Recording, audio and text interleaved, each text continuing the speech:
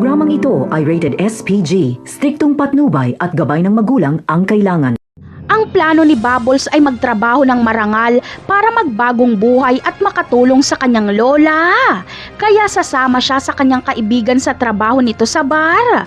Waitress ang magiging trabaho ni Bubbles. Pero hindi matatahimik ang kanyang buhay sa kanyang trabaho dahil madalas siyang babastusin. Napagkakamalan kasi siyang bayaran at marami ang nagkaka-interes sa kanya. Kaya kapag malaman ni Olga na nagtatrabaho sa bar si Bubbles, ay gagawa siya ng paraan para maialis si Bubbles sa lugar na yon. Bibigyan niya ng malaking puhunan ng karinderya ng lola ni Bubbles.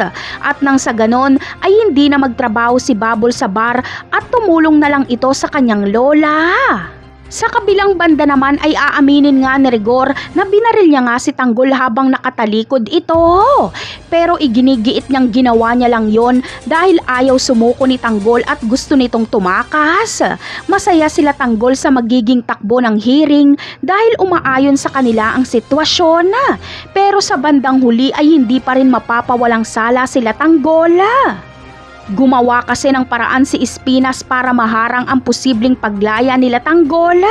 Hindi niya hahayaang mawala sa kanya si Tanggol dahil kailangan na kailangan niya ito. Kaya ang akala ni Marcelo na mapaglalaruan niya ang batas ay nagkakamali siya.